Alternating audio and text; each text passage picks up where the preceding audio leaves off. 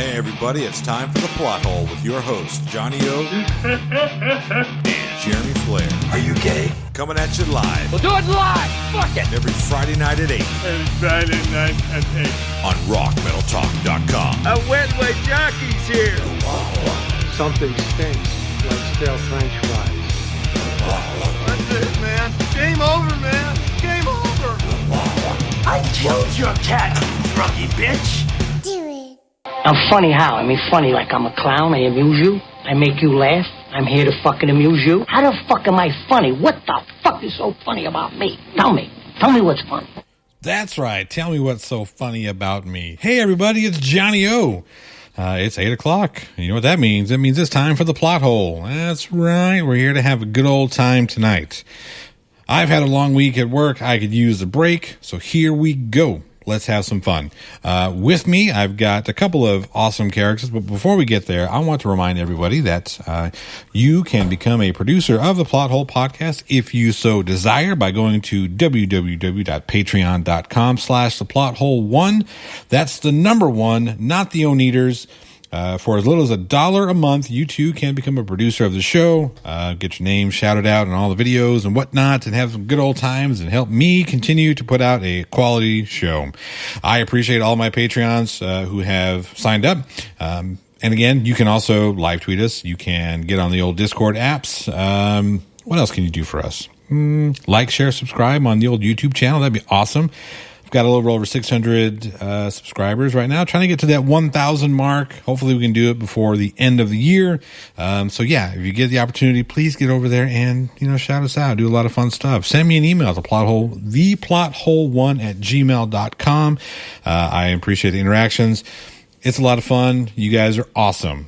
So what are we doing today? Well, I've got a couple of interesting characters in the background. Everybody knows j.l.warren. Let's see if they're back there. Here we are. So we have j.l.warren. Say hi. How's it going, everybody? All right. That's an Hi, Mr. Warren. How you doing? And now we have Schatkin here. Andy Schatkin. There we go. It's Andy and JL. We're going to have an interesting discussion today. We are going to discuss theism, atheism, and everything wrong with both of them. I think I'm getting some echo. Are you getting a little echo? Yeah, See, the difference in my point of view is I know I'm all wrong. That's what Christians believe. See. You're Mr. Ortega. That's what Christians believe about themselves. Let's see. That they are broken. Let me make sure. And mixed up and dysfunctional. Let's see. Let me make sure we got some. So are you on the website? JL, is that where you're getting the echo? No, I'm not. I was just hearing it. I'm not hearing it now. Okay. All right, cool. So I think we're good. Awesome. All right, so here's what we're going to do. We're going to light this campfire and get the show on the road. Andy, as you are the newest guest, you may elect to present your opening statements, if you will. This is not a court case by any means, but... Okay. Apologies if you hear my dogs barking. The food I ordered just arrived. Sorry about that. Yes, I present myself as. I know some people's gentlemen didn't agree with me as an atheist. It's fine. I mean, it's a free country. As I said to him, he says to me that Muslim countries have the right to exclude other religions. That's fine, but they are what has to be understood is those are theocratic dictatorships. Essentially, that's what they are. And you're concerned about Christians not being persecuted. I suggest you look at these places and try to figure out why they have to do that. Anyway, I'm a Christian. And as I said, the essence and root of Christian is the recognition that, unfortunately, I'm not much as a human being. I recognize it. I know it. I look at myself in the mirror. I see a person who's wanting, who needs help and improvement in terms of his being. Yeah, so that is my position. I believe Jesus is God. I don't have a doubt of it in my mind. He said he was, and it led to his crucifixion, that statement. So, yes, I am a Christian. I've written several books on this issue, three Christian books on the parables, essay on the Christian worldview, and essays on faith, culture, politics, and politics, as well as 2 law books, and I'm planning other books. I'm not pushing the envelope for myself. I know too much not to do that. But these are the things I value as a person. my religious beliefs. That's as much as I have to say. All right. And with that, JL, would you like to present your position on the subject? Absolutely. So, hi, everybody out there listening. I am JL, and I am an atheist. First, I'd like to thank Johnny O and the Plot Hole for setting up this debate, and thanks to my opponent for agreeing to sit down with me. So, religious persecution. Since mankind developed ignorant beliefs and picked up a weapon, there has been motivation and manufactured justification to force others weaker than them to fall in line with particular belief structures. Now, when we speak specifically of religious persecution, we refer to the systematic mistreatment of an individual or group as a response to their religious beliefs or affiliations. Prime examples of these persecutions would be the Third Reich's actions against the Jews, the Muslim genocides of the Balkan Wars, and the Roman Empire against pretty much anyone they managed to conquer. The key wording here is systematic. I think this is what my opponent has not recognized, and in failing to do so has mischaracterized the plight of Christians today, a plight that is decidedly not persecution, but a persecution complex as a result of many nations on this earth, either via populace or the state, fully rejecting the Christian belief system. For Christians to equate their contemporary conflicts with true accounts of persecution is a slap in the face to any minority that has long suffered beneath the boot heel of an oppressor who deemed the persecuted's very existence to be an affront to the oppressor's beliefs. Do Christians find it difficult to openly practice their religion in many countries? Yes. Are Christians persecuted? Frankly, no. And the evidence speaks for itself. So, firstly, when a Christian deigns to enter a country that is decidedly not Christian, such as North Korea, Afghanistan, Somalia, Libya, Pakistan, or Yemen, they are forewarned that in many areas of these countries, Christianity is not accepted and that apostasy is often rewarded with the death penalty.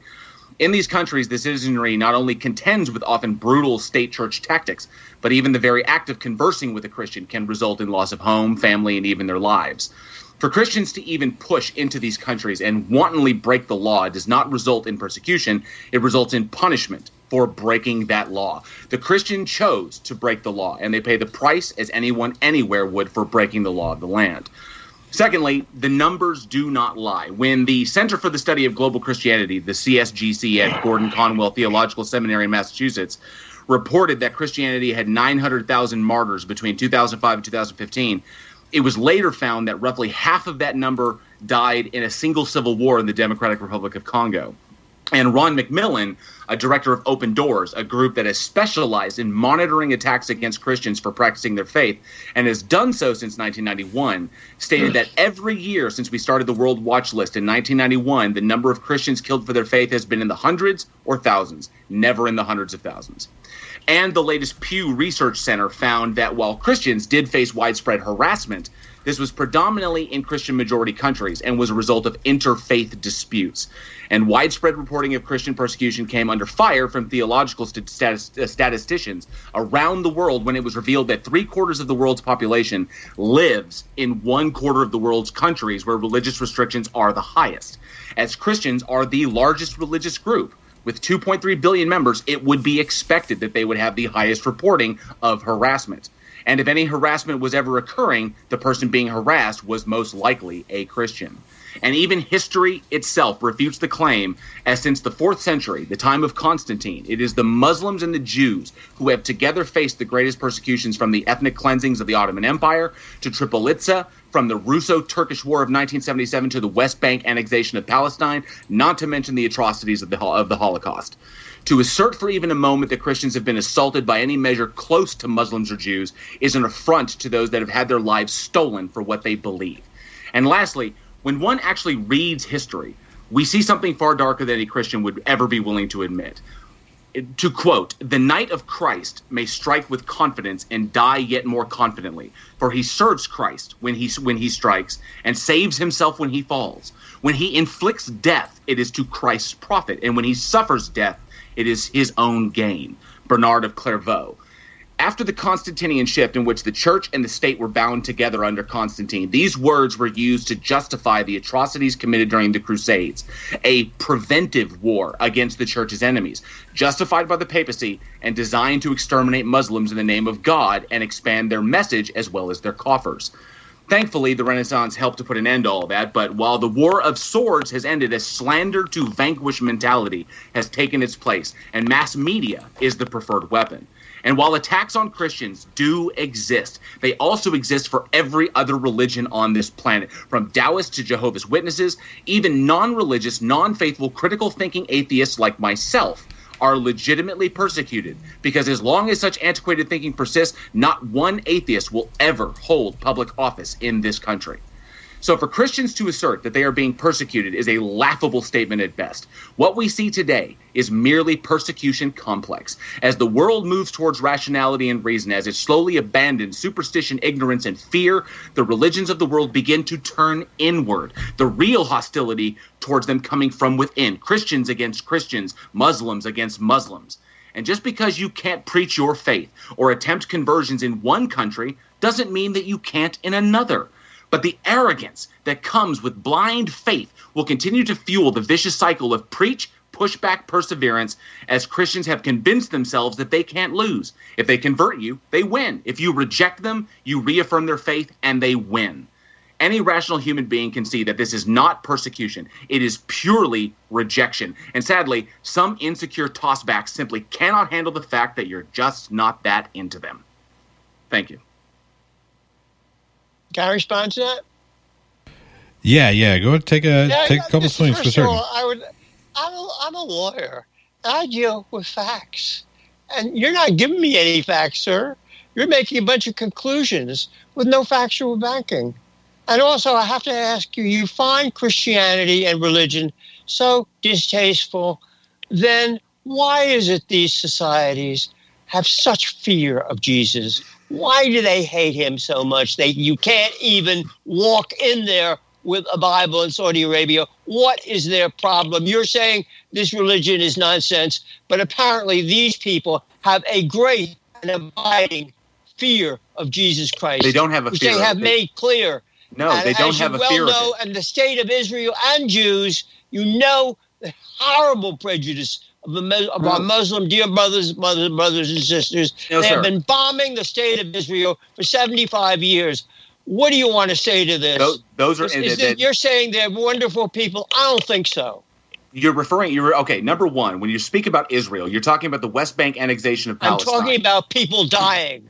I'm talking about the record of Christians dying. To address the point. Was a wide swathe through Christian North Africa, killing and beheading Christians and Jews. You want to ignore that? Those are the facts. I'm not ignoring that. Facts. I'm not ignoring that. What you're saying about Christians persecuting Christians is not factual. It's rhetoric. It's political left-wing crap. Oh, okay. Politics has nothing to do with this at all. Politics is exactly what you're articulating. These are the bare facts. Now, I'm sorry, sir, but when religions report on what is happening to religions, there is an inherent bias because they do have an agenda. The agenda is to make themselves look like the victim.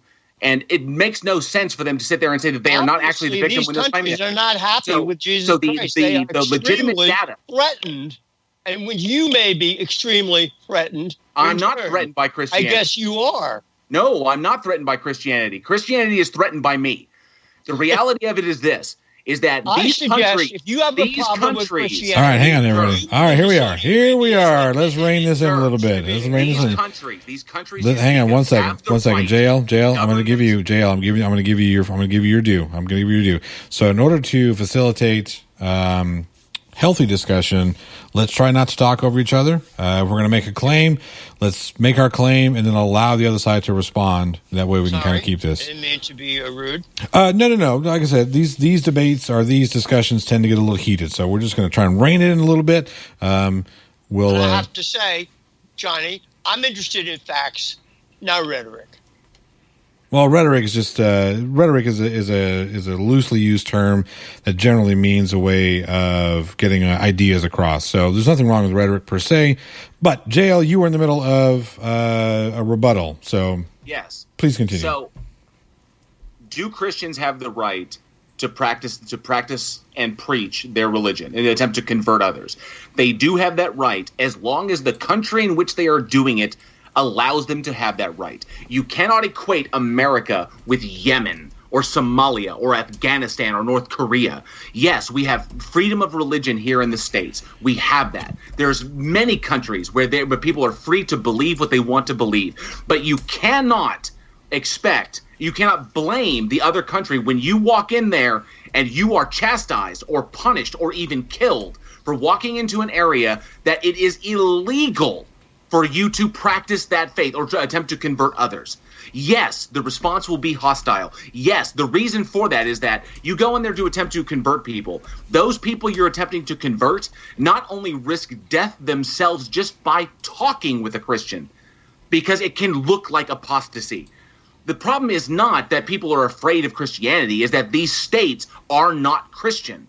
And just because you are a Christian and just because you believe you have some sort of divine right to spread that word wherever you want does not give you the right to walk into any country you want and preach that word. When you do that, you suffer the consequences. That is not, by definition, persecution. What that is Christians being stupid, walking into areas where they are not welcome, thinking that they have some sort of divine right to do so because God justifies them, and believing that if they die for doing that, they will go to heaven, they've justified their faith. No, this circular reasoning does not work in the contemporary world. The reality of it is there are places that you can preach and convert, there are places that you cannot. And when you stride into those places that you cannot, that you are not welcome, that is not persecution. Just like that jackass missionary who went out to Sentinel Island in Bengal Bay, an area protected by the Indian government to protect the Sentinelese people. And he went out there broke all the laws, smuggled himself out there, and was killed. That's not persecution. That is Christians treading where they are not wanted, welcome, or even need to go. All right, let's give Andy a second to kind of unpack what you got going on there, JL. Did you want me to talk, or want the gentleman to speak more? Or?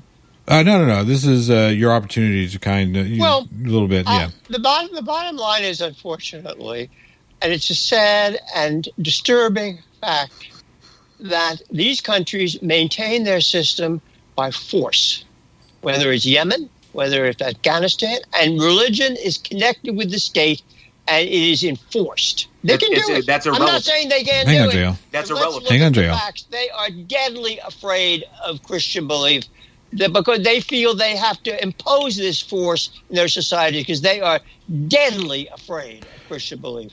They know of those people here, they have value and that they are valuable human beings despite their poverty.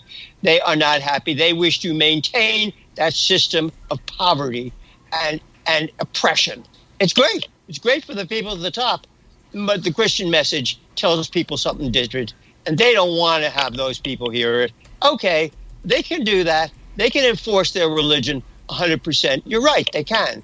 And they can say that a Christian can't enter the country and proclaim his faith. The fact of the matter is they are desperately afraid of people hearing this message, that they have value, eternal value as human beings. No. Well, hang on. Let me pose a question. Let me pose a question here. Do you have any evidence that suggests that the religious foundations in places like Yemen and such don't give these people a sense of purpose or a sense of value? I know this much, that the religion is imposed by force. And without that force, it is quite possible, here in the Christian methods, those people may be convinced. Otherwise, they're afraid. So how do you explain? Hang on a second. How do you explain? So myopic. Yes, Christians hang on a second. And they were killed for the first 400 years. And yes, the Roman Empire was afraid of them. Okay, so how do you explain? People fear what is true. They are not afraid of what is false. So how do you explain? That's the bottom line. How do you explain they the many fear truth? They do not fear evil. Okay, let me ask you this: how do you explain the many millions of Muslim citizens in the United States who have the freedom of choice, who have the ability to choose, who can hear the word of the Christian God preached anywhere they go, sometimes so much violently shoved down their throats? How do you explain their willingness to hold to their Muslim beliefs? they have come here from countries, these Muslim countries. Their coming here is a tacit, implicit, and actual admission that Christianity is the true faith. That's why they're here. But they're not converting. Because if they weren't here in a Christian society, but they're not their lives converting. would be intolerable, and they know it. But they're not converting. So that They may be, but also their communities impose force, as much force as they can, to keep this system going. And you're right. There's going to come a time, I can't say it's when that system is going to fall. Well, the same thing can be said about. You can't rule by force. The same thing can be said about totalitarian style Christian regime as well. That there are people that those people. Well, excusing human evil. Well, no, but I understand. But you seem to your position seems to paint anybody who's not Christian as 100% evil or totalitarian. I didn't say that. Well, no. They are the best that can be said about our dear Muslim brothers and sisters. I have a number of Muslim friends. I have no prejudice against Muslim people. They are victimized by a irrational, insane system imposed by force. You know, in those countries, everybody not knows. Not all of them. Not all of them. Everybody knows in those countries, Afghanistan, Nigeria, wherever it is, they rule by force. So you're speaking of you're not. Well, here's a problem. The problem that you're having there is you're picking out countries that have totalitarian or dictatorship style governments, not ones that have a more democratic style of government, that have free elections, that have representation. So it's not just that.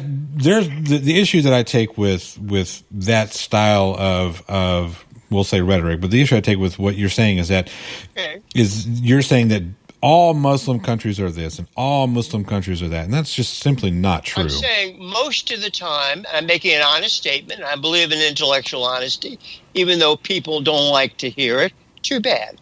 That's what I value and respect. And I do know this much, that in any Muslim countries, the religion is imposed by force. And they do not allow other religions to exist. All right. They are imposed by force, and you know it. Okay, so all right. So wait, you made a positive claim. Allow you to tell these to speak these tacit lies. No, not every Muslim country. Not every Muslim country enforces their religion through force. It's not all of them do. Government. And there are theocratic system, and you damn well know it. There is over 1 billion very, very happy Muslims, okay, who are happy in their faith, who do not want to be converted and do not believe that their faith is going to fall to some message from somebody else. They do not come to America to be converted. Why are they so? So the problem, the problem that you're making is you're making a fallacious. Hang on a second, j.l. Hang on a second. Those countries are garbage cans. Wait a minute. Hang on a second. So you're making a blanket statement that all Muslims come here to be converted, which is. I didn't say that. I'm saying they come here because their situation in their own countries is impossible. And if they can get out of there, they get out. Yes, but we have people coming from Christian countries that are doing the same thing. Yes, my position is that it's not a religious reason that they're coming here. It's a poverty thing. It's a government thing. It's we've got. But I think also it's a tacit admission. When you leave a system like that, they are essentially admitting it's deficient and right. But the problem that you're having is that it's not only Muslim countries that are doing this. We have many Roman Catholic or just we have from different countries all over the place. That the common denominator is not religion; it's poverty. But you have to understand that those societies, which I refer to, want to keep people in poverty. That's how they succeed in their totalitarian system. Needed. Where's your citation on that? There is no social or intellectual advancement. Secular education is unavailable. Women are suppressed and oppressed. These are facts.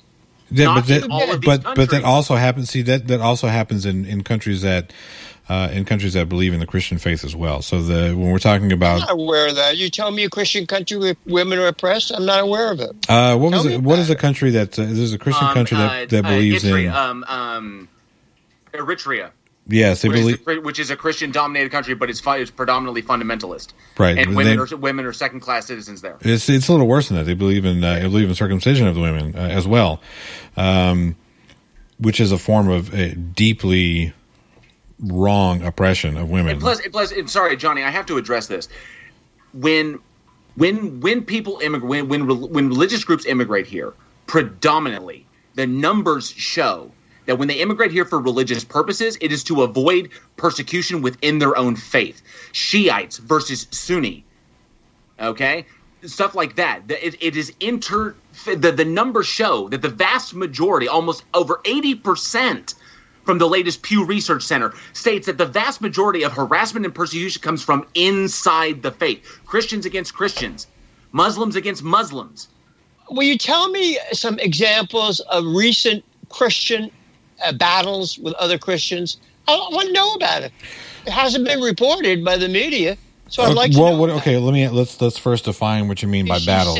Well, hang on a second. What do you mean? What do you mean by battles? And oppressing other Christians. I'd like to find out about it. Christians slaughtering or oppressing other Christians. Well, he's saying, yeah. Okay. You say that's the persecution. Okay. Christians are Christians. I'd like to know about it. All right. I'm not aware of the facts. What are your? Well, hang on, Jay. I'm not aware of the factual basis for what you're talking about, sir. Persecution does not. Please show me some dates and facts where Christians are attacking other Christians. No, show me some dates and facts. Sir, you are falsely equating persecution with murder.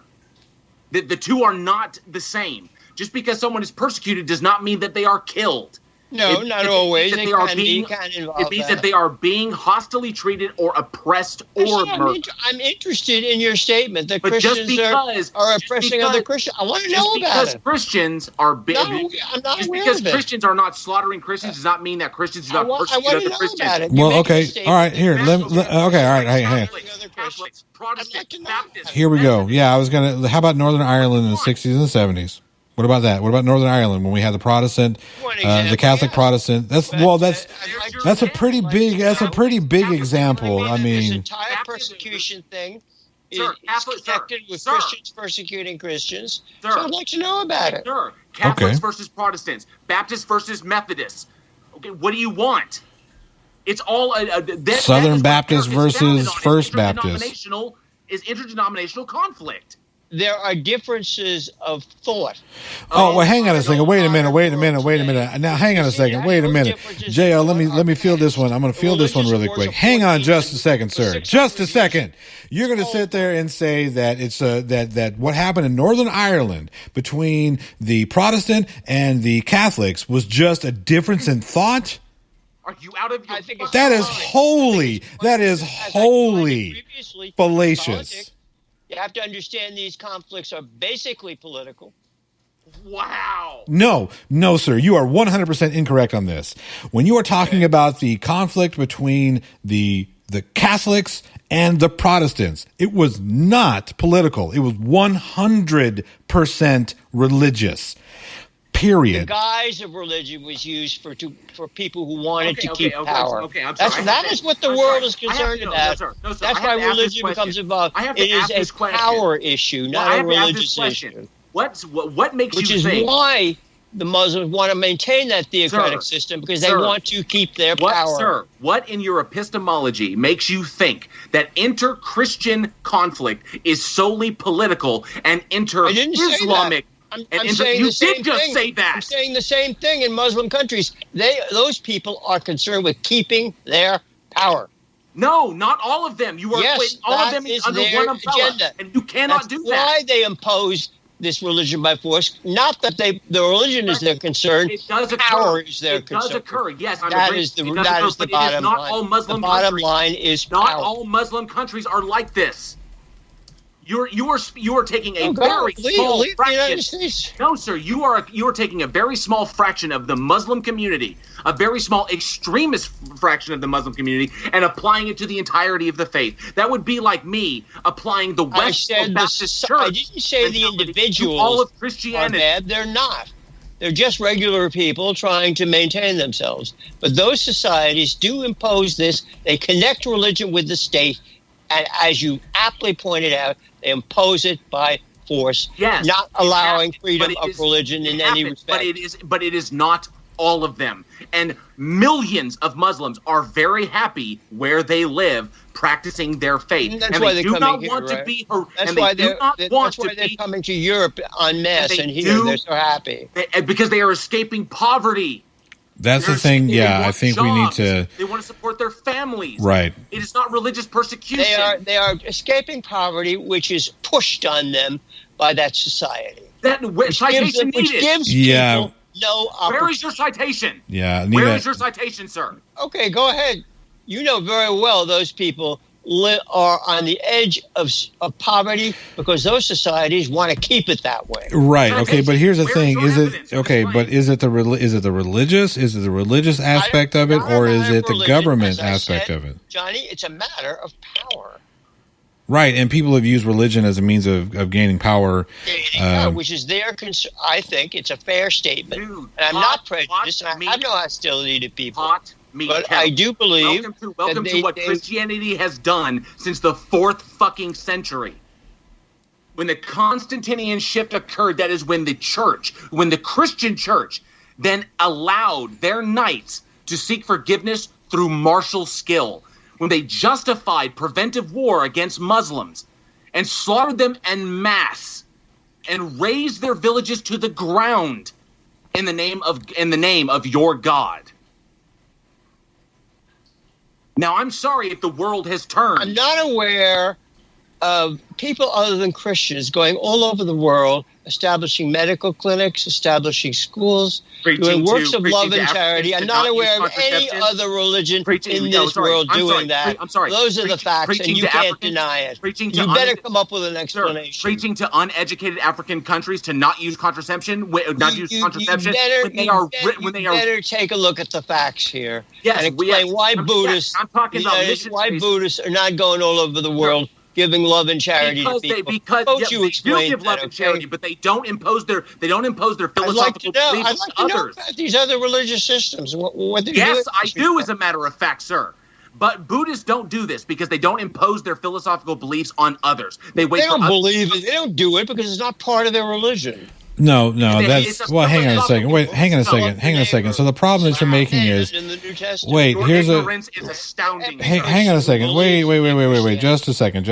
So the problem that we're having here is that we're saying that only Christians can do good deeds.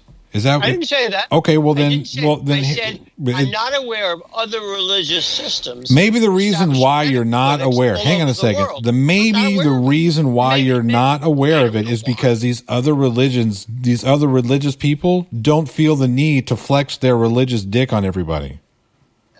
Okay. Then they're choosing not to aid or help people. No. You can establish a hospital without saying, "Hey, God this, God that." Better damn well come up with an explanation. Here's your explanation. You set up a hospital because it's the right thing to do, not because God told you, and not because it's a God, this, that, and the other. You set up a hospital because people need help. That is why Christians do it. Okay, awesome. No, sir, you believe that. That is not a fact. That is something that you believe. Testament. No, that is something that you believe. Just because it says it in a fucking book doesn't make it true. Your epistemology is broken, sir. The reality is this: you are equating. Why other religious systems don't do this. Shut up. You are equating a small faction of one religion and blanketing the entirety of the religion in that mentality. You were saying that Christianity is the only force for good on this planet. I didn't say that. I didn't say that. Of religions out there. You're misrepresenting what I said. There are plenty of good people all over the world. No, sir. But in terms of the corporate presence of the church, in terms of charity, Catholic charities, if you're a Catholic, you know about Catholic charities and what they do. This is a mission of the church. It is a eternal and committed mission to bring the love of Christ to society. And tax exemptions. Make fun of it as much as you will, but nobody else is doing it. And tax exemptions and write-offs have nothing to do with that. Okay. I'm not saying there aren't good people around. I didn't say that. That's a misrepresentation. There are many good people, and they may be actual Christians than the Christians in the church because they are living out the life that Christ commands them to do. Your viewpoint is myopic and ignorant. I apologize. I'm going to flatly tell you that. The reality of this is Christians are not persecuted by any other group other than Christians. Now, That's yes, absurd. You have no facts. harassment You're not and giving me murders any do facts. occur. You're Harassment saying and... it. I don't care. Sir, will you allow me to fucking finish my point? You're not giving me any facts. I am giving you facts, you stupid fuck. Okay, the reality is this. Christians are murdered in countries where they are not welcome, where they preach against the law. Christians are not murdered here in America. Well, maybe there's places I'm not welcome, but in want. this country, nobody's killing me, thank God. Because you're in America. You cannot equate America and its values with the values of Yemen or Somalia or Afghanistan or those are they have their values. If you may choose to ignore it. They do have their values. And you don't have the fucking right, nor any Christian has the fucking right to go over there and tell them how to live their goddamn lives. But I'd like to know, do you have an adequate explanation? What in God's name are they afraid of? They're not afraid of anything. Oh, yes, they are. No, they aren't. You can't make that statement. You have no evidence of that. When you feel the need to exclude other thoughts and points of view, that much like Christians do with fear. That is no, it doesn't equate with fear. It equates that these people want to practice their religion in fucking peace and not have people harassing them and telling them that their God is wrong. That is what they want. That's what I don't know what they're afraid of. You have to ask them. Oh my God. Wow. All right. Well, here's the thing. We're at the. Also, I want to say something else. Hang on a second, sir. Hang on a second. Well, this is a factual. Hang on a second. We're at the point where we need to take a break. So we're going to pause this for a minute. We're going to pause for a musical break. Let everybody get a second to catch the breath, and we will be back here shortly. Let me see if I got some tunes. I hope I didn't say anything offensive. Sir, you know you said some offensive shit. Come on now. You did. I mean, come on now. You said intellectual honesty earlier. Called a stupid fuck or something. Well, because you are being a stupid fuck. All right. So we're like I said, we're gonna take a quick break. We're gonna play some Eric Johnson because I think we all could use a little bit of Cliffs of Dover right now. See if we can't. I love that song. It's a great tune. We'll be back here in just a few minutes. I have come here to chew bubblegum and kick ass. And I'm all out of bubblegum. Bubblegum, that's right. I have come here to chew bubblegum and kick ass. Yeah. All right, let's see what we got going on back here. Hang on a second. I got to get things in order. What am I doing? All right, here we go. Bam! Let's get back into this here hot topic, this awesome discussion we're having here. Now let's try and keep this second portion here a little more cordial. Let's a little less talking over each other. And let's dive in a little bit to some of the issues that both of you guys have brought up. Other than JL eating pizza. You didn't bring enough for the class. I missed lunch. I missed lunch today. If I have time, I'll go out and get some pizza.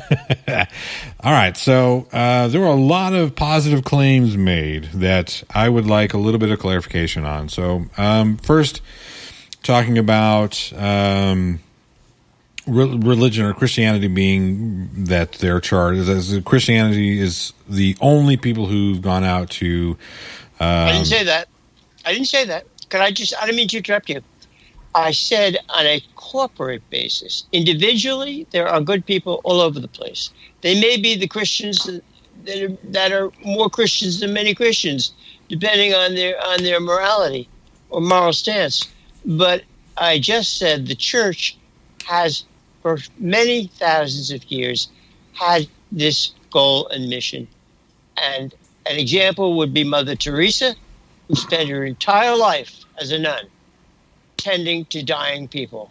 Opening up another example is Albert Schweitzer. Hang on, JL. Is his position in Strasbourg in theology and music to service Africans. At that time, 1913, it was a very challenging thing to do. I'm not saying these are the only good people, but I'm saying Christianity and Christ mandates these acts of charity. And that's why the church does them. And yes, other people are good, but not on the corporate basis, the worldwide basis, which the church engages in this respect. That's all I said. Okay. So, JL, do you want to take a swing at that one? Yeah, just you mean Mother Teresa's slum hospitals and the money she siphoned out of Haiti? I don't know how to respond to that. It's the reality of the situation. I really have nothing to say. That's your opinion. It's not my opinion. That's not my opinion. That's fact. All right. Whatever. Really? These are the people like Schweitzer and Mother Teresa that I value and respect as persons. Not particularly. I don't particularly value wealth. Not at all. Well, she sure as fuck did. What? She sure as hell did. Valued wealth. Okay. I mean, I don't know where you get the source of this information, JL. I certainly don't want to get into a shouting match again. No, okay, well, no. That's hang on a second. That's fair. Information. You're saying things about this woman. I don't know. I mean, that's I don't know what to say. So that's a fair request, JL. So do you have citations for your claim there that she was more interested in wealth, or that she was interested in the acquisition of wealth? There was a William Crawley's Mother Teresa: The Final Verdict, which aired on the BBC in 2015, explored the vast majority of these. Well, hang on. I don't want. Here's the thing, JL. I don't want a helicopter. I want some specifics now. We made a claim. Let's make some specifics. Give some specificity, whatever that word is that I can't say because I'm tired. That word to what you're claiming. Okay, that was simply there. I think the absolute best. I would say collection of details was in Christopher Hitchens' book, where he traveled globally to assemble to bring together the information in his book, The Missionary Position: Mother Teresa in Theory and Practice. In that she was anything but a saint. I can cite that book. I'd have to go into the book to find specific quotes and like that, but he talks very much about it was the actions in the front and the money in the back. Okay. So that would be the that because Christopher Hitchens did a magnificent job of going through all the paperwork and all the taxes and basically following the money, going all the way back to and just the slum hospitals that she opened, and then the money that was siphoned from Haiti are one of the prime examples of this. I have to get the book. I'll take a look at it. Do we have some citations of the hospital conditions or the conditions of the hospitals? Those were also collated in Christopher Hitchens' book. Okay, so Christopher Hitchens' book, I think is the best resource that you could get on this information. Okay, this is for my own personal whatever. But when Christopher Hitchens wrote this book, I'm assuming he compiled this from multiple sources, not just one. Yes. And I didn't expect to be going into Mother Teresa, so I don't have Pacific. No, that's fine. That's fine. I'm just picking your brain. So I'm picking your brain a little bit. I don't believe she was establishing hospitals. It was hospices where the dying were given an environment where they could die in peace.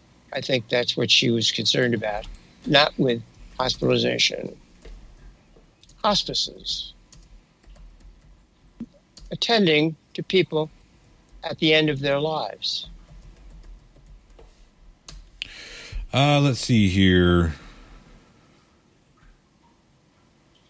Yeah, so that would be a little more accurate. There were some hospices that she directly... Well, she was Christians, and I happen to be one of them. I know you apparently differ on these issues, which is fine. I have no issue with it. Well, here's the thing. It's not value on people from the beginning to the end. It's not which necessarily... is why she did that. Because she placed value as a Christian on the person in the last second of their lives. That's our perspective. You can disagree with it and have euthanasia, whatever. The facts speak for themselves. Okay. Okay. Okay, so when we say this facts speak for themselves, JL, let's be a little more specific. Okay, well, if you keep pushing, I have to go into the book to No. find Okay. All right. I tell you what. Let's step away from that for a second, because that's not something that you were looking at speaking on. So let's. Okay. Jose. This is one of my favorites. Okay. From Christopher Hitchens' book, when the Lancet's Robin Fox visited Mother Teresa in Calicut in southern Calcutta at her hospital for the dying, a grisly label long ago expunged from hospital nomenclature elsewhere, his manners could not disguise the shock of his discovery that recourse to medical advances in diagnosis, treatment, and the easing of pain are seldom permissible because such systematic approaches are alien to the ethos of the home. So it wasn't about making people comfortable. And that comes directly from Robin Fox of the Lancet. I would not choose to be among dying people. No, he's saying that the conditions for these dying people was abominable. Okay. As reported by Robin Fox of the Lancet. I personally would not choose to be with dying people. But the money that was supposed to go towards maintaining these conditions did not go to that. Okay. It went to other places that Mother Teresa intended. Mm-hmm. So she was kind of a capitalist, is what you're saying. But doesn't that kind of a CEO? Well, hang on a second. Doesn't that directly contradict her vow of poverty? Yeah. Okay, so she's a CEO of the dying. Right, but again, with her being a nun and having taken a vow of poverty, wouldn't that directly contradict that vow of poverty?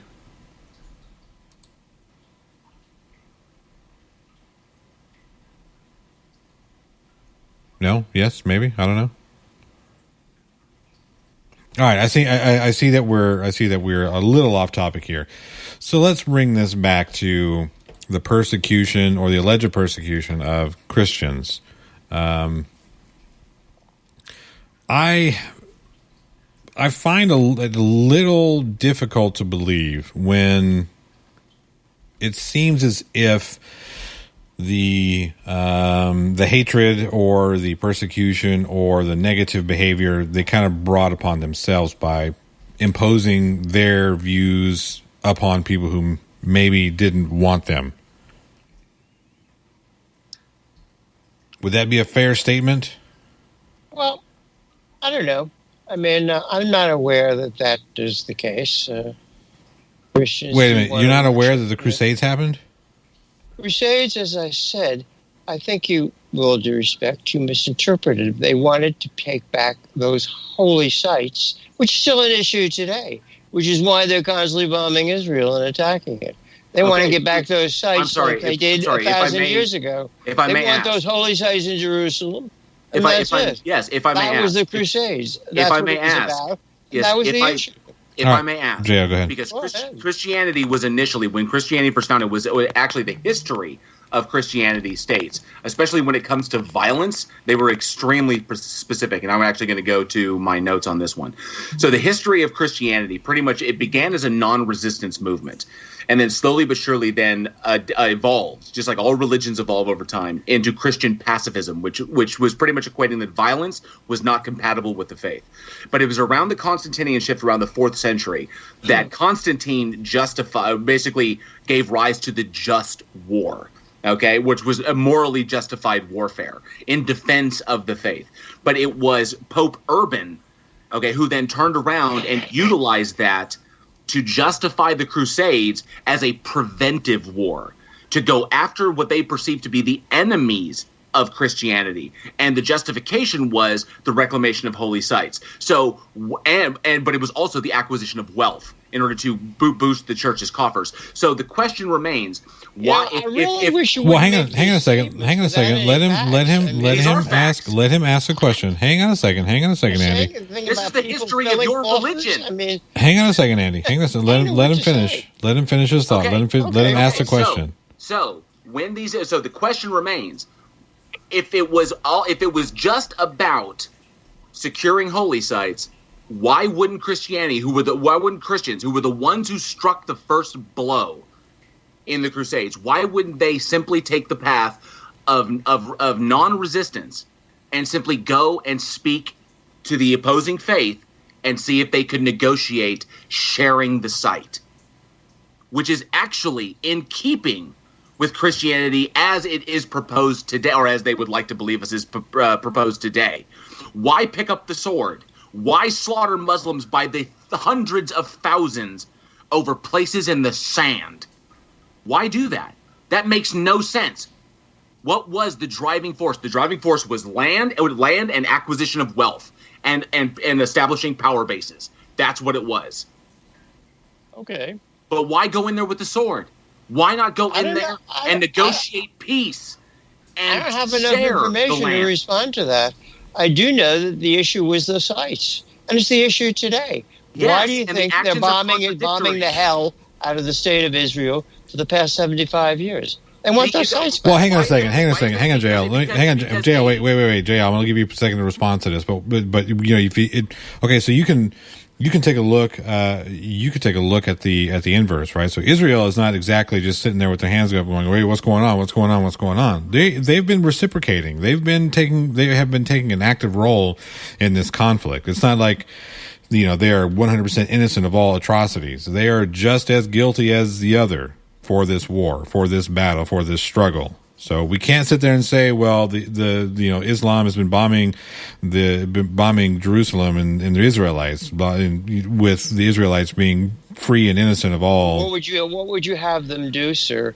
Not defend themselves? I would have. They have the right to defend themselves. Sure, but they do have the right to defend themselves, but it can't. Those Muslim societies for years, they hate it. They want to eliminate it. They're anti-Semites. And that's their agenda. No, it does not stem from that. It stems from annexation of the West Bank from Palestine. And Israel had America's backing when they did that. They took the bigger guy in the playing field, brought them over, and when money changed hands, got America to back their play. And that land was taken from the Palestinians when it was rightfully theirs. That is what caused this conflict. The West Bank annexation was Palestinians versus Jews. Okay, that's the problem here. That is where this conflict comes from that you keep citing, as in they keep fighting amongst themselves. America was complicit in setting that up, taking land from another country and giving it to another under religious auspices, when in actuality it was about money and power. That is what Palestine is upset about. I think that's a fair statement. But the fact of the matter is, as I said, everything is about money and power. There are certain, generally the people in most societies and political leaders mask their agenda on other bases than money and power. But that is their real agenda. You're right. They mask it with other things. I think so. Yes, but that was persecution against the Muslim communities of Palestine. Right. So we need to keep in mind that both parties are just as guilty. It's not the Muslims are the bad guys and the Israelites are the good guys. I'm sorry, but there are multiple instances. I don't Hang think on a second, they have sir. the right to go around killing people. I don't think either one of them have the right to go around killing people. But here's the thing: I'm not aware that Israel. I have to be fair to those people. You're not aware that Israel. Wait a second. You're not aware of Israel committing atrocities against Muslims? No, I'm not. Are you Actually, Muslims are do you much have better off in Israel than they are in their own countries? Citation needed, please?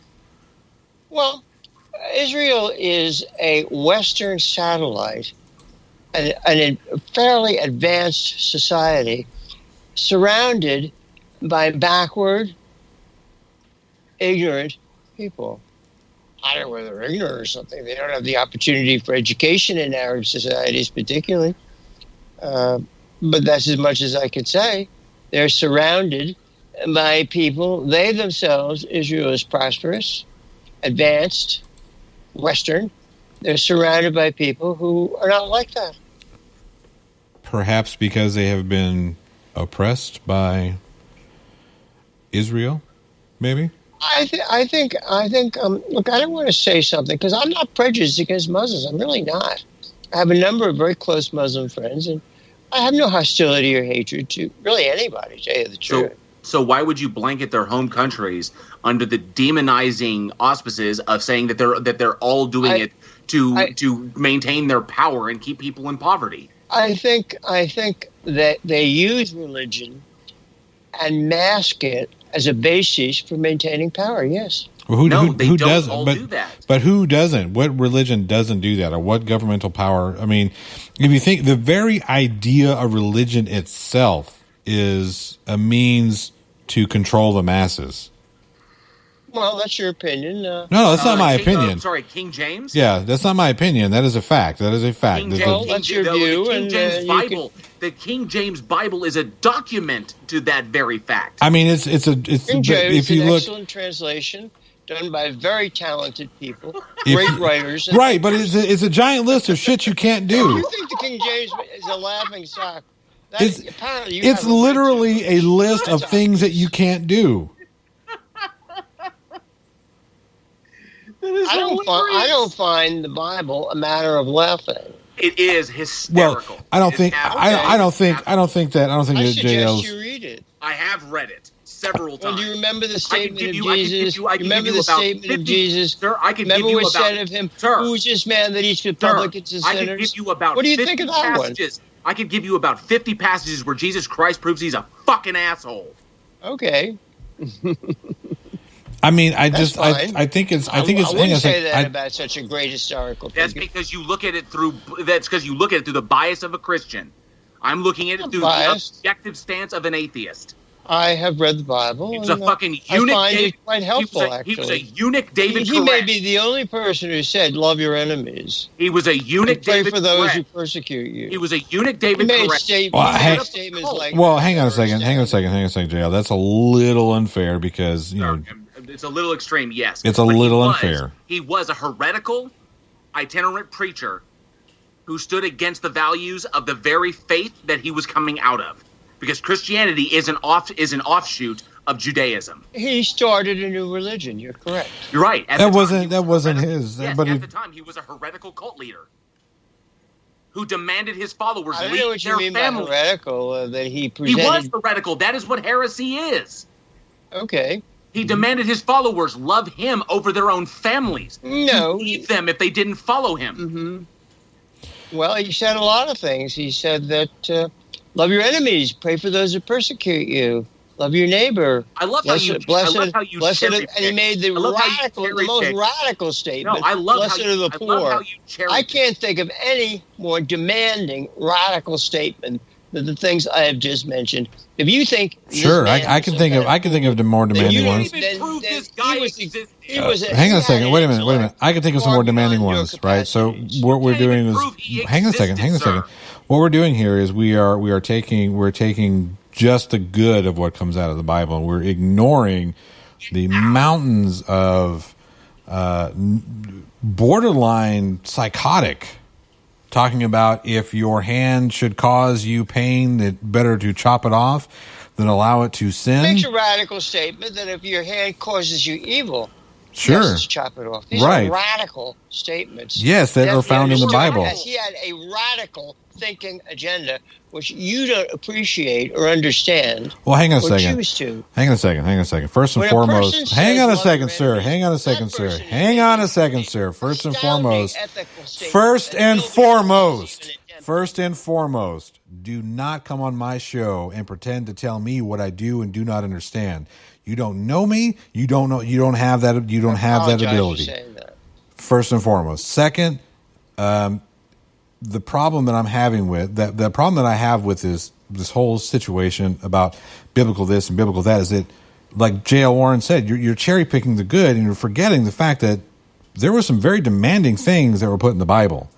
Very demanding. You know, talking about religion is the best way to control the masses is to show something supernatural and say, I have control over it. Over here, I've got control. Hang on a second. Will you let me finish? Sure. So you have this one person who says lightning, and then by the stroke luck, there goes a lightning bolt, and he can say, I can control the lightning.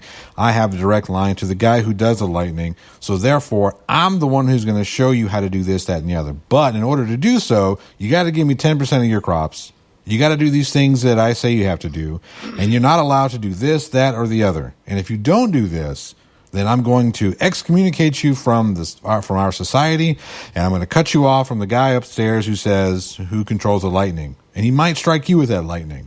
So I'm going to put people in fear, give them a crazy, absurd list of things to follow in order to control them. And that is a problem with religion. Now, JL and I we kind of go back and forth when we talk about faith, right? So I don't foresee faith as an inherently bad thing. I do see religion as inherently bad for all of the horrible, horrible things that are inarguable. The Catholic Church hiding the molestation of millions. And it wasn't just they were hiding it. They were actively subverting it. They were the things they put those kids through. Is the silent consent of the Holocaust, the silent consent of the slave trade. Exactly. All of these things that were done in the name of Jesus. Evil and wickedness and sin are essential doctrines of Christianity.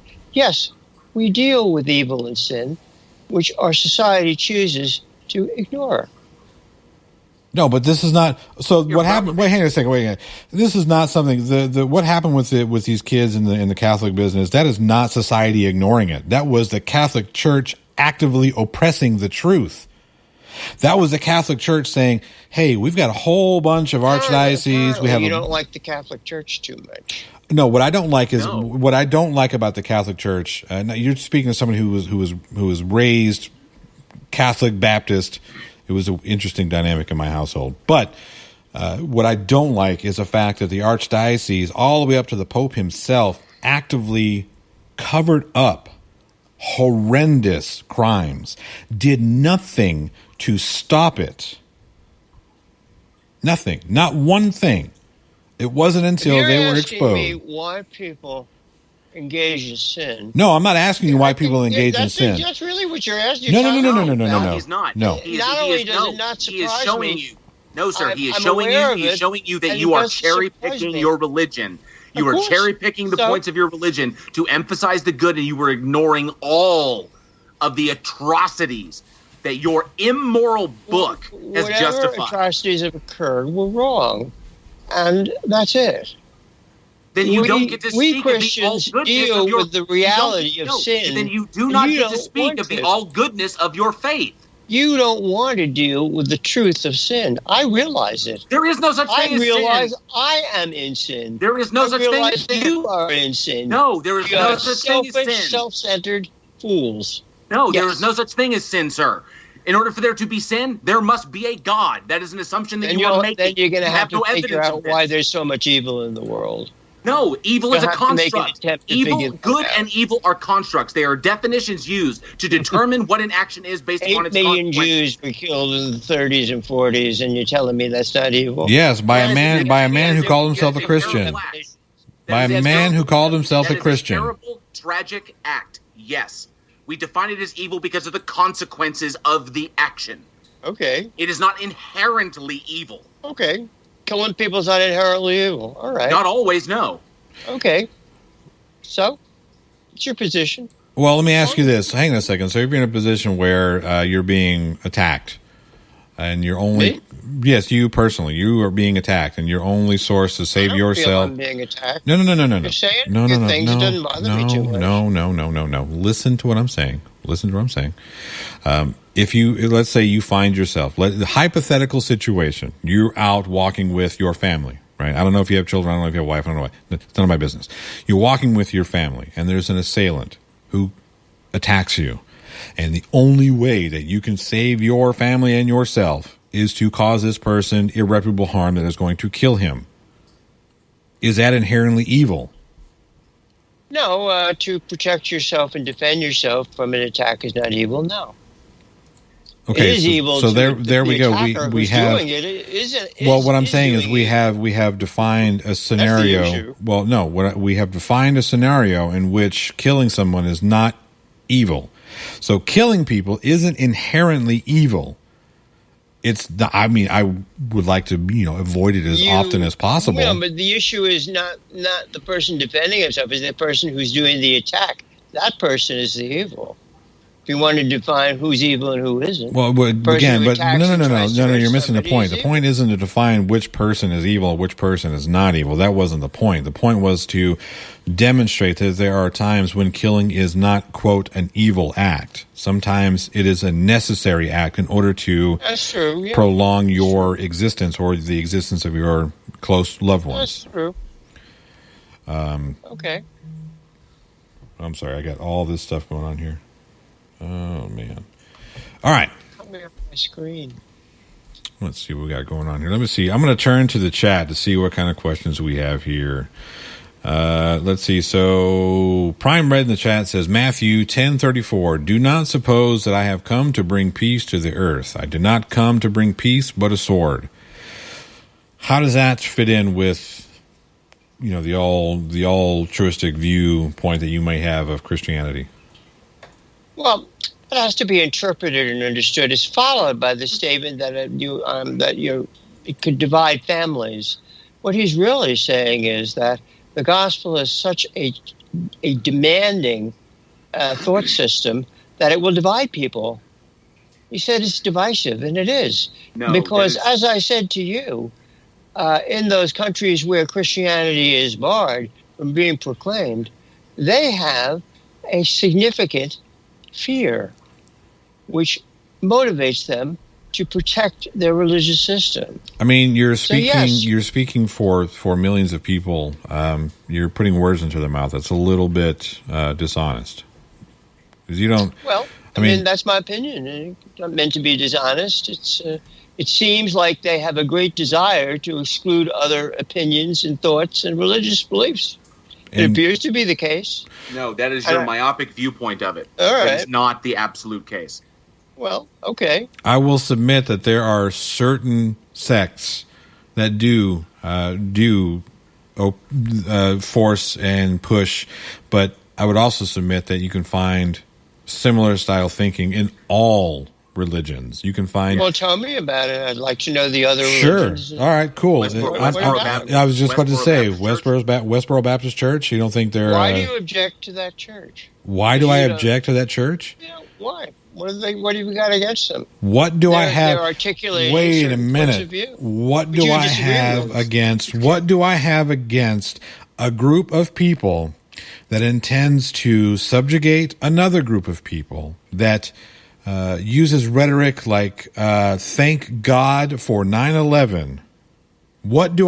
People who are actively praising terrorism by these countries that you have issue with against the United States. What possibly could I have against Westboro Baptist Church? Okay. I mean, the only thing I know about it is he apparently has an issue with homosexual activity. Well, he doesn't have an issue with anything anymore. That fucker's dead. Thank God. Thank God that fucker's dead because we don't have to listen to his bullshit-ass rhetoric anymore. I don't have a problem with people believing whatever they want to believe. What I have a problem with is the hateful rhetoric that comes out of that jackass's mouth and his stupid-ass fucking daughter and his family. They can all go fucking fall off a cliff for all I care. They are not. And an addendum, for people who believe, they can believe whatever they want, but when they when they think that they can use that belief to justify telling other people how they can live, when they can live, why they can live, what they can do with their own bodies or what they can do with their own lives, is absolutely tyrannical. Because you have no right, no Christian has any right to do that. People have the option of free thought. But in our society, we live in a democratic society. They do. If a person wants to articulate their positions, yes, you are correct. They also have the right to not be fucking do it. Yes, sir. They also have the right to not be fucking harassed. That's the problem, right? So just because we have the rights, right? Just because we have the right to free thought and the free speech, here's one thing that people always forget when talking about, quote, my rights or we have the right to this. Your rights end where mine begin. So the second that you start picketing people who are mourning the loss of their son, their daughter, their husband, their wife, their sister, their brother, their family member at a funeral, and you're out there shouting, God hates fags, thank God for 9/11, this is God's wrath, all this hate, thank God for dead soldiers, all this hateful shit. You just said to me that there is no such thing as evil and sin, and therefore, why do you object to this man saying those things? If there's no such thing as wickedness or evil, because why do you have a This is problem? not about wickedness or evil. This is about assholishness. Why do you dislike him? No, sir, you are not going to falsely equate this, because I am a human fucking being, and I share this world with other human beings, and You my don't like rights. this man and what he shut says. up. That's okay. And my rights extend as far as my hand. I do not have the right to inflict pain and suffering, whether it be emotional, psychological, or physical, on other people, just because some immoral goddamn book says that I have the right to do so. Okay, the most profound, deepest, most thoughtful book in the world. You know what Mortimer Adler in 1940? He wrote a great. I have some knowledge. Maybe you should know about. He wrote a great book called How to Read a Book. It was Jewish. You know what he said about the Bible? It's the foundation of Western culture and thinking. He said it twice. No, it's this is a statement from a man who has real, significant knowledge. Foundation of Western Mortimer Adler How to Read a Book, a great book. Of Western I suggest you read it. Bigotry. That is what it is the foundation of. He's Jewish, but he said this partially Christian book. Your book is wholly immoral. He said that it was the most profound and I West don't give a book. fuck what he said. You ought to. He's a very knowledgeable, bright person. The reality is this, sir. Your book is wholly fucking immoral. When you make a statement like that, I can't answer you. But it is. Refute that. Refute that book. Tell me why your Bible is a moral book. As I say, or proper grounding. When a person says love your enemies, when he says the poor are blessed, he's making huge, radical statements that most of us could not even comprehend or understand. Want to go to Christ? We can go to Christ. Wait a second. Wait a minute. Why does he say the poor are blessed? You tell me. Why does he say that? Because look, let me ask. Hang on a second. You asked a question. Let me answer it. You asked a question. Allow me to answer it. You asked a question. Allow me to answer it. You asked, why would he say, "Blessed are the poor"? Well, when you're trying to gain favor, let's take a look at the political aspect of it. When Donald Trump goes out and preaches his bullshit, who's he pandering to? He's not pandering to billionaires. He's pandering to all the little people. How he's going to take care of the little people. Okay? That's the reason why you say, oh, blessed are the meek and the poor. Hey, guys, follow me, because if you follow me, your bellies are going to be full, your wallets are going to be fat, and we're going to live like kings. Maybe not here. I'm concerned with Jesus' statement, not with Donald Trump. Again, we are bringing it back to Jesus' statement. I'm answering your question. The answer what do you think of that? Why did he say that? In order to curry favor amongst he must have been crazy. No. Not only that, he said the poor in spirit. Hang on a second. If you are going to ask a question, if you're going to ask a question, allow it to be answered. The answer to your question is to gain favor with the people whom he wished to have follow him. That's the answer. Okay. Yes. That is a statement which would compromise you in any society. To curry favor with the afraid, the disenfranchised, the uneducated, the poor, individuals that he promised that he could favor with the poor.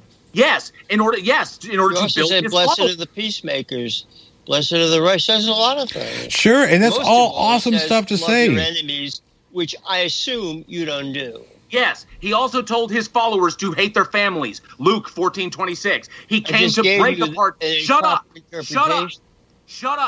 I will not shut up. I have the facts and knowledge. You are simply a loudmouth. No, he also insisted his followers love him more than anyone else. Matthew 10:37. He was rude to his own family. Matthew 12. He discouraged marriage. Luke 20. He was a hypocrite. Matthew 5:20. A man shouldn't leave his family and get married. Shall I go on, sir? Marriage. You apparently do not know your Bible. Okay, I don't know my Bible. I have a 3-year theological degree. And I don't know my Bible. Giving you every reason I've written three biblically oriented books, and you're telling me that I don't Yeah, know the I'm Bible. telling you, sir. You're not in a Well, position okay. to make that statement. All right. Hang on a second. Here we go. Let me ask you. Let me ask you a question then. How do you resolve the mountains of contradictory statements in the Bible? How do you resolve that? Well, because usually, as a matter of fact, it indicates the truth of that text. Because if they wanted to lie, they'd go for uniformity. If they wanted to lie, those writers, whoever wrote this, they would go for uniformity. They would eliminate any contradictions, but it indicates the truth of what's in there. And the people who wrote it, that there are these contradictions. It's only when there are inconsistencies that you get something which is true. Because that means there's truth there. Do you have any Newmans for that word salad? Hmm? I mean, seriously, dude. And and Johnny is correct when he refers to contradictions. The worst of all, I gave you a real rational explanation. The worst of which, you don't accept. The worst of which, John 5:31. Shut up. The John 5:31. If I shouting me down will not work. I alone bear witness about myself, my testimony is not deemed true. That tells followers to go out and do these works. But Romans 14:22, that faith that you have, keep between yourself and God. That means keep it to yourself and keep it secret. So which are you following? It is contradictions like this that are rife through your immoral book. I don't find a problem with contradictions. I write a book exactly the same as the Bible. I don't have an issue with contradictions. I told you that. One thing, and it would be more moral than yours. If they wanted to lie, they're doing it. If those people wanted to lie, they're doing a real bad job. Then justify Exodus 21 for me. A real bad job. Then justify Exodus 21 for me. When a person answer the fucking question. Again, they're doing a real poor job of lying. Let me tell you that. All right. So here we go. Yes, I would like to hear. For me right now. I would like to hear some resolution to some of the just the utterly atrocious things in the Bible, and how that it has been, how Christianity, religion. Comment on Jesus' statement to love your enemies. That's. I did comment on that. I did comment on that. Was he crazy or something? Why should we love our enemies? That's okay. Crazy, all right. Okay. Again. Isn't that crazy? Here's you myopic fuck. Isn't it crazy to be told hang on a second. For those who persecute you? Isn't that crazy? No, not necessarily. Not necessarily. Not necessarily. If you will permit me to answer the question again, if you will permit me, permit me to answer your question. Give me an explanation why you should love your enemies. I'm trying to give you an explanation why he would say these things, and I'm going to reiterate something that I've said earlier and answered. Okay. Again, here's the thing: if you're going to ask a question, be silent and listen to the answer before you start talking again. I have afforded you many, many, many moments of silence to listen to what you have to say. I would ask in respect for the same consideration. You asked a question of why he would do these things. Why would he say, love thy enemy? Why would he say, the meek shall inherit the earth? Why would he say all of these just wonderful, paint me in the best broad stroke light sort of things? And I submit this. The reason why he would say that is because when you can go around telling people that I'm the good guy, people are more likely than not to follow you, to do what you ask them to do. When you can think about it this way. When you watch a film and you see the bad guy do some horrible things and you see a good guy say, hey, I'm the good guy here. I'm the guy that's supposed to save the day, but I'm going to do some horrible shit too. You still root for the good guy because ultimately the story is he's the good guy. So when you've got Jesus walking around saying, hey, you should love your neighbor, you should love your enemy as thyself. Well, that's a really cool thing to say. That's some philosophy I can get behind. That's a nice thing to do. He must be a nice person. He must be some guy I could follow around and give my fish to. That's the reason why I submit that answer to your question of why someone whom A, is historically not been proven to exist would say these things.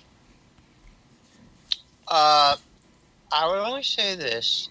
This man was crucified by the authorities. There were many people under that. There were many people under the Christ monocle that was some crucified. Issues in that society. Many people they felt they had to kill him. Many people claim to be the Messiah were crucified during those days. Crucifixion was not an I'm uncommon. not aware of any other people who he didn't claim to be. He claimed to be God.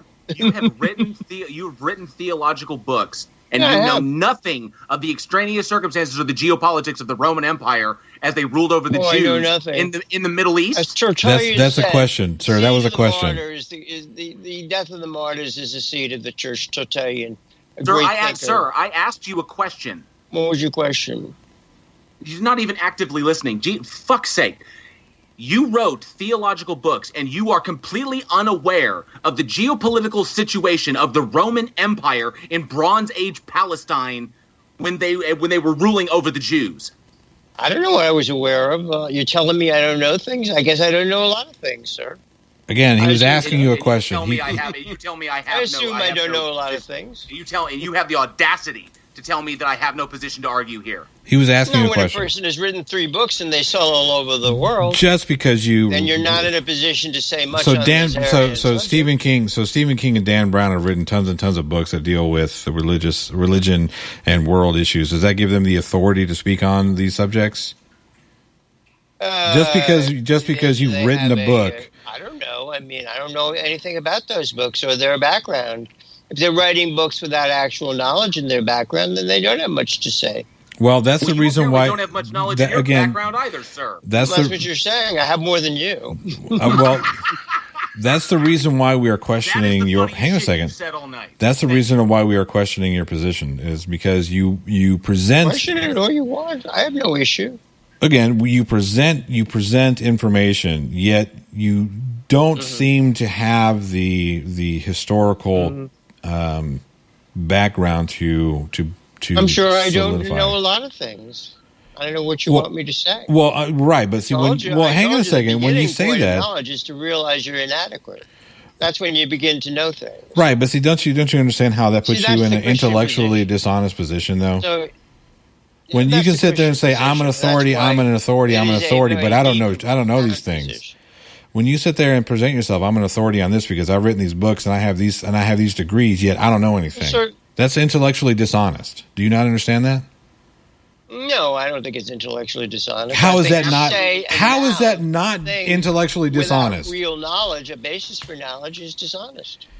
But you just wait a minute. It's a typical moral relativism that everybody's got an opinion. This gentleman may have an opinion, but it's not based on fact. Yes, it is. Or knowledge. Tell me something. Well, but hang on a second. So how is what JL's saying any different than what you're saying? Because you yourself just said, I don't know this and I don't know that. There are a lot of things that I don't know, but here I am speaking out. Hang on a second. Whether I know things, and I answered his question. Right, but understand that the things that he asked you about. Fact that I don't know a few. Wait a minute. No. It's not about I don't know a few things. That is, again, wholly incorrect. It's not about that you don't know a few things. The fact that he asked you for information that directly concerns your opinion or your position on a subject, and you say, I don't know, how then? What would you have me say? You want me to lie? No, I don't want you to lie. I would like for you, though, to have some intellectual honesty and say, my position is not based on fact. I did, and I said I didn't know. That is an honest answer. Okay, so certainly it's more honest than this guy's statements. If that is an honest answer, then how do you resolve the fact, or how do you resolve the position that you are presenting yourself as the authority on? I didn't say that. I said I was. Yes, you did. I was qualified. Okay, I said I was more of an authority than this gentleman who has done nothing in the field. Well, again, all he's doing is talking. Well, anybody could do that. Well, as you have demonstrated yourself, the problem that I'm having here is that you're presenting yourself as an authority on the subject, yet you don't seem to have. I was more qualified to speak. Okay. Yes. So how is that any different than what I just said? How is that any different than what I just said? How is that any different than what I just said? It's not. I don't remember what you said. What I said was you're presenting yourself as an authority, maybe not the authority, but an authority on the subject matter in which you speak, yet you don't have the historical knowledge to solidify your statement. That I do. Something of history. I do have this. Yeah. Okay. What do you want me to say? You want me to say that I know things when I don't know things? I'm not No, gonna do that. no. That's the point. I'm giving you an honest, an intellectually honest No, answer. sir. I am, And but I am educated on these things. I haven't been aware of it. How you've been educated? Things. Not just the immorality of your book, but also the state in which it was written, the state of Bronze Age Palestine, the state of the geopolitics of the Roman Empire at the time. Okay, I'm also aware of the Apocrypha, the books conveniently left out of the Bible. I'm sure you have a great deal of knowledge, sir. Perhaps and I have more read than I these do. things. So I know what you want me to say. Well, again, In fact, I'm not concerned, and I'm not insecure enough not to say I don't know things. That's true. But you I'm cannot not call yourself an insecure. authority. I'm not insecure. You cannot call yourself As a an matter of authority fact, when the I'm person very you are willing speaking to admit has when the person lack of you knowledge use, you in many cannot. You cannot call yourself an authority when the person you are speaking across has a greater knowledge of the body of work that we are conversing on. You haven't made me aware of you have any particular knowledge. Well, now that's a little lot of fallacious on your part. It's a little fallacious on your part, sir, because other than what you have said, hang on a second. Doesn't prove much to me. Just a minute. Again, hang on a second, JL. Let me tackle this. JL, let me tackle this. JL, let me tackle this for a second. So you sit there and say that your statement was, oh, somebody talking a lot. Here's the thing. You have not presented anything other than your word about your credentials on the subject. You can say, well, I've written these books and I've done this and I've done that. You have presented. I'm lying, well, again, I'm not lying. Well, here's the thing. I'm taking you at your word that you've written these books. I'm taking you at your word that you have these, that you have the education that you say you do. And I'm also taking JL at his word. But the reason why I can take JL at his word is because if I were to ask him who the Prince of Persia was during the second whatever, he could probably just shout that stuff off. If I were to ask him about... I'm sure he's very knowledgeable. What do you want me to say? Well, so he knows things. So I'm very knowledgeable. I don't know what you want me to say. He knows things I don't know. No, you just contradicted yourself, sir. I don't know what to say. You just contradicted yourself, sir. I'm very knowledgeable, yet I don't have the authority to speak on this subject. I don't know what you want me to say when you say you know things. I want you to fucking justify your goddamn position. It's the ridiculous position you're articulating, I'm afraid. Because I'm not terribly insecure and concerned about not knowing things. As a matter of fact, well, but I don't know a lot of things. As a matter of fact, I don't know most things. Hang on a second. It's not about. It's not. Goddamn evidence. Okay, it's not about. It's. Hang on a second. It's not about that. At least I'm honest enough. Okay, to say that. all right. So it's not about that you do or you don't know things. It's about that you don't know certain things. You say you don't know a lot of things. With a lot of things that you don't. Sure, there are a lot of things I don't know. Okay, hang on a second. A lot of things that you don't know directly correlate with what you say you are an authority on.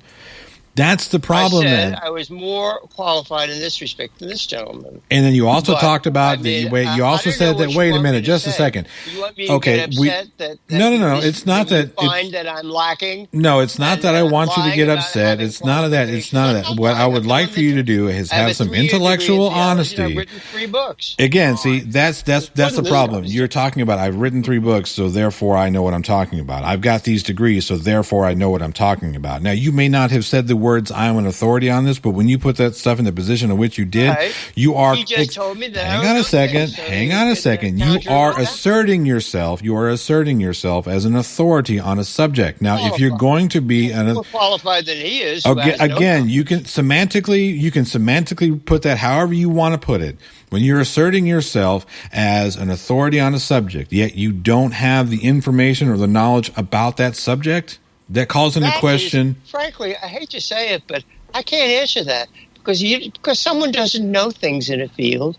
Are you not prepared? No. That's like an archaeologist going out and saying, "Hey, I have no idea about the the Jurassic period," or I don't know.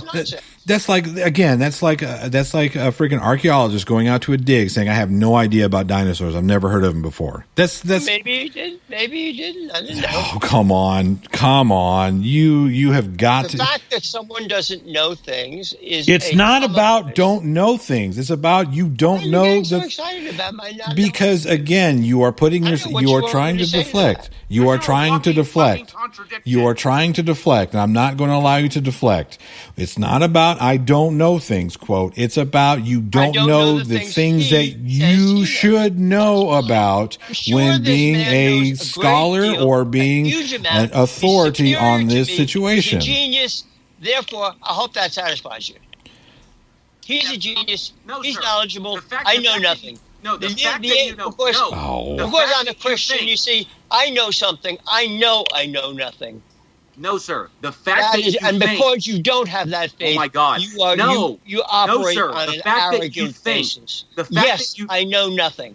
No, the fact that you think. I'm the first one to admit that. Will you stop interrupting me? The fact that you think that would placate me, or that is what I'm looking for, means that you are not actively listening at all to what I'm saying. I am assessing who I am in reality as a person, and yes, no, but you are I know assuming. Nothing. You are assuming based upon your biases what I'm looking for. I don't care. And I'm not trying to assert who has the biggest dick here. I'm not into a dick measuring contest.